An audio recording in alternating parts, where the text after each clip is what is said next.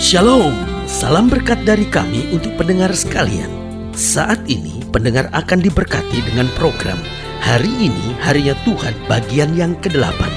Sebuah program rohani tentang doktrin Alkitab yang menolong kita untuk semakin tertanam dalam kebenaran firman dan bertumbuh dalam kemuliaan. Bersama hambanya, Pendeta Gilbert Lumwendong, STH. Banyak orang merasa doktrin Alkitab sebagai sesuatu yang membingungkan. Tetapi tahukah saudara bahwa doktrin Alkitab intinya adalah memahami Alkitab dengan benar, dengan pemahaman yang sistematis, sehingga kita terus dapat tertanam di dalam kebenaran firman, sehingga kita terus bertumbuh di dalam kemuliaan Allah. Buka hati saudara sekalian untuk menerima berkat-berkat firman-Nya hari ini.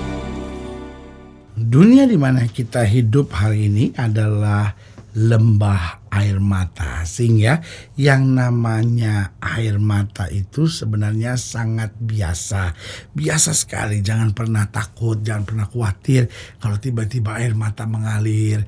Gak usah merasa stres, gak usah merasa seperti gak ada orang yang peduli. Kadang-kadang kita merasa, aduh kok gini ya hidup ya. Tapi ketika air mata mengalir, sadarilah kita masih punya Tuhan yang menghapus air mata, yang tidak pernah mengecewakan kita.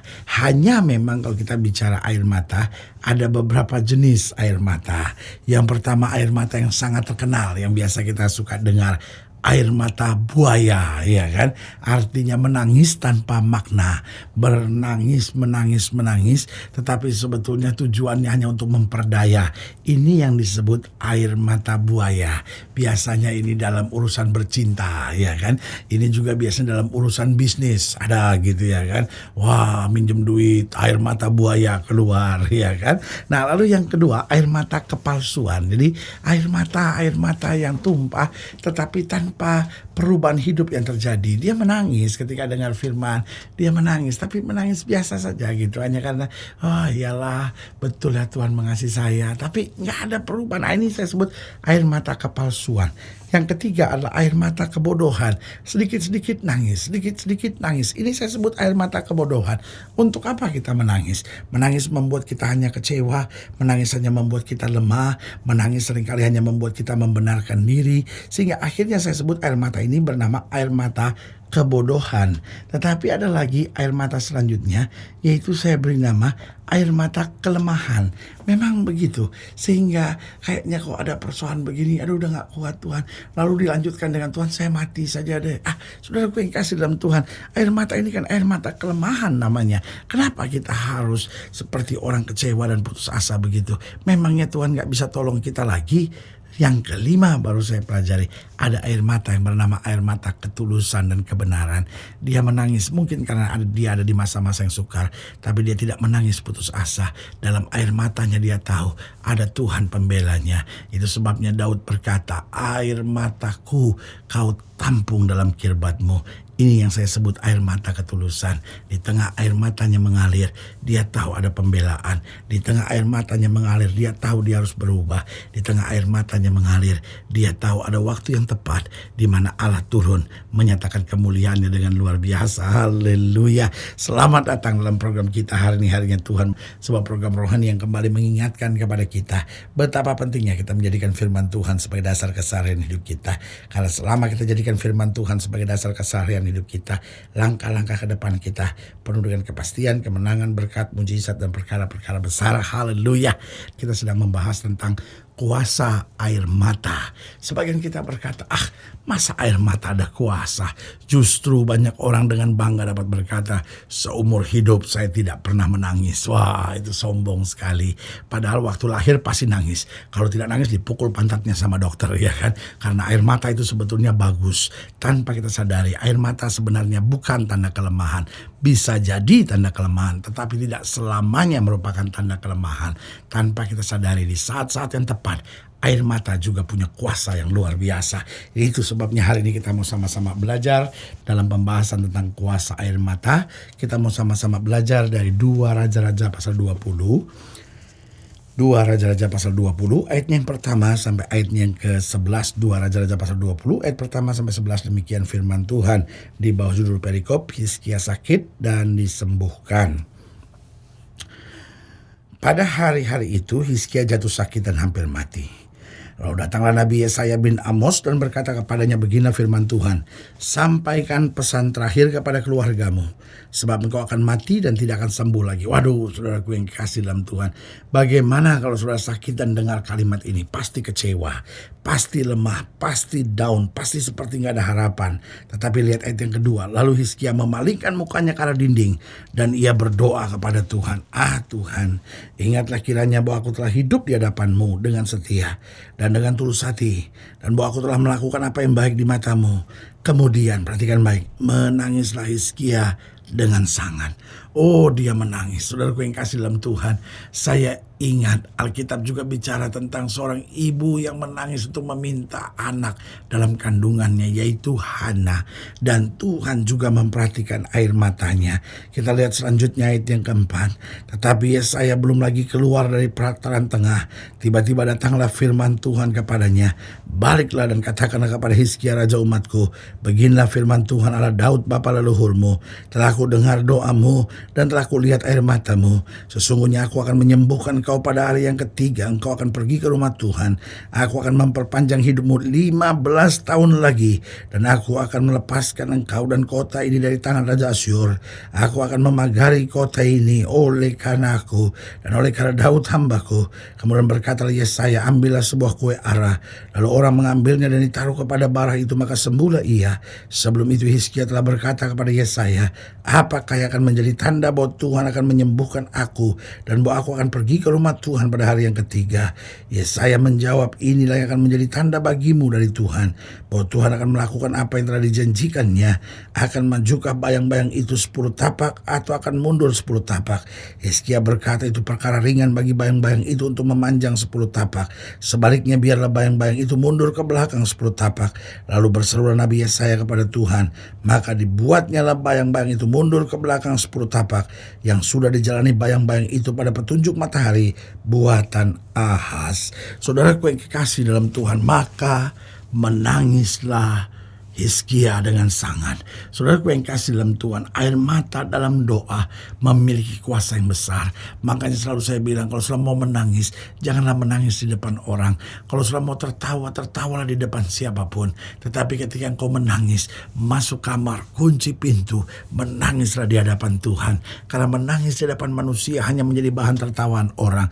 Tetapi menangis di hadapan Tuhan akan diubahkan Tuhan menjadi kemenangan dan kemuliaan yang luar biasa. Air mata dalam doa memiliki kuasa yang besar. Mengapa? Saya pelajari yang pertama, karena di dalam air mata seringkali terkandung pertobatan. Dalam air mata ada pertobatan, ada kehancuran hati. Dan Alkitab berkata Tuhan dekat dengan orang-orang yang hancur hati dan remuk jiwanya. Kadangkala kenapa Tuhan belum bisa jawab doa kita? Karena kita berdoa tanpa hancur hati. Kita berdoa dalam kesombongan. Kita berdoa dalam kehidupan yang gak benar, gak bertobat. Tetapi waktu kita hancur hati dan sungguh-sungguh bertobat di hadapan Tuhan, seringkali air mata kita menangis. Berarti dari sini bukan hanya sekedar asal menangis. Ada banyak orang yang berdoa asal menangis. Setiap kali berdoa bunyi sendiri dia. Saudara gue yang kasih dalam Tuhan, itu mengganggu orang lain, saudara. Tetapi berdoa dengan air mata di sini nggak harus berbunyi, tetapi betul-betul dengan hancur hati, betul-betul dengan hati yang sungguh diserahkan kepada Tuhan, sehingga dalam pertobatannya air matanya mengalir, dan itu yang mendatangkan kuasa. Berarti bukan sekedar menangis harus dengan air mata, bukan, tetapi menangis harus dengan pertobatan. Dan seringkali tandanya kita bertobat di hadapan Tuhan, air mata kita mengalir, hati kita hancur, dan kita berkata, Tuhan kaulah Allahku, satu-satunya sumber kekuatanku dan kota benteng perlindunganku. Berarti yang pertama, dalam air mata seringkali terkandung pertobatan. Yang kedua, dalam air mata seringkali terkandung keyakinan. Berarti kenapa kita menangis? Karena kita mau bilang, Tuhan aku hanya percaya kepadamu, Tuhan aku udah gak percaya sama yang lain, Tuhan aku pokoknya cuma andalkan Tuhan. Dalam menangis ada keyakinan yang kokoh, ada keyakinan yang teguh, ada keyakinan yang tidak bisa digoncangkan, dan di situ air mata kita mengalir. Saudaraku yang kekasih dalam Tuhan, ketika kita berdoa dengan keyakinan, ketika kita berdoa dengan kepastian, ketika kita berdoa dan tidak bimbang lagi, maka disitulah kita akan melihat campur tangan Allah, kemuliaan Tuhan, kuasa Tuhan akan bekerja dengan dahsyat. Kadang-kala doa kita nggak bisa dijawab. Kenapa? Karena kita nggak yakin. Kita berdoa Cuma Tuhan, kalau Tuhan mau Tuhan kerjakan. Kalau nggak mau ya mau bikin apa? Ya Tuhan, pokoknya ya terserah Tuhan deh. Ya, saudaraku yang kasih dalam Tuhan, kelihatannya baik terserah Tuhan, tapi sebetulnya yang ada dalam hati adalah keputusasaan. Jadi dalam air mata terkandung pertobatan. Yang kedua, dalam air mata terkandung keyakinan. Dalam air mata yang ketiga terkandung penyerahan total karena cinta. Tahukah saudara, ketika seorang sangat mencintai, ketika dia bertemu, dia berpelukan, bisa air mata mengalir. Ketika ayah memeluk anaknya, seringkali air mata mengalir. Nak, Papa sangat mencintai kamu. Begitupun waktu kita dalam doa datang pada Tuhan dengan cinta, maka penyerahan total kita membuat air mata kita mengalir. Itu yang diterima Tuhan. Makanya Daud dengan tegas berkata, air mataku kau tampung dalam kirbatmu. Itu bukan bicara air mata buaya, air mata kepalsuan, air mata kebodohan, air mata kelemahan, bukan. Tetapi air mata yang di dalamnya terkandung pertobatan, air mata yang di dalamnya terkandung keyakinan, air mata yang di dalamnya terkandung penyerahan total karena cinta.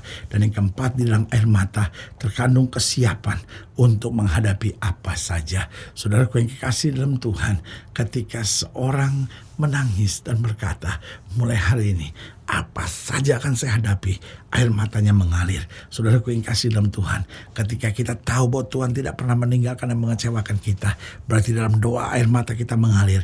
Dan kita bilang, Tuhan, mulai hari ini dan seterusnya, apa saja yang Tuhan mau, aku siap untuk mengerjakannya. Berarti air mata bukan bicara kelemahan, tapi air mata di dalam doa itu justru mendatangkan kuasa. Haleluya. Saudaraku yang kekasih dalam Tuhan, jika saudara yang dilayani lebih jauh, hubungi kami melalui telepon, hubungi kami melalui surat, kunjungi website kami, karena kami ada untuk membawa Bapak Ibu sudah senantiasa lebih dekat pada Tuhan dan mengalami kasih kuasanya, mujizat yang luar biasa.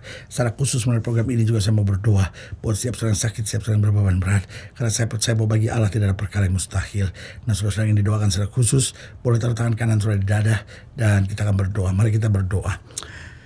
Bapa, dalam nama Yesus, hamba doa buat yang sakit, hamba doa buat yang berbeban berat, hamba doa untuk setiap mereka yang sedang menghadapi masa-masa yang sukar, karena hamba percaya bahwa bagi Allah tidak ada perkara yang mustahil.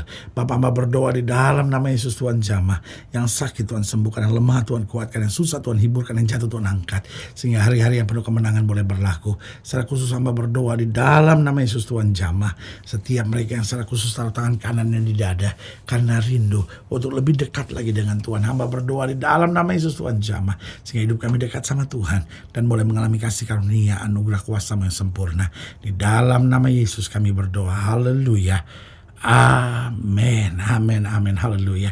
Saudara gue yang kasih dalam Tuhan, kita sudah berdoa. Ingat, Allah tidak pernah lalai menepati janjinya.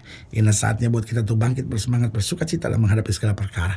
Karena kita tahu Yesus hidup, Yesus berkuasa, dan selalu menyediakan yang terbaik buat anak-anaknya. Doa saya menyertai saudara. Sampai berjumpa pada program berikut, dan jangan lupa, jadikan hari ini harinya Tuhan. Haleluya.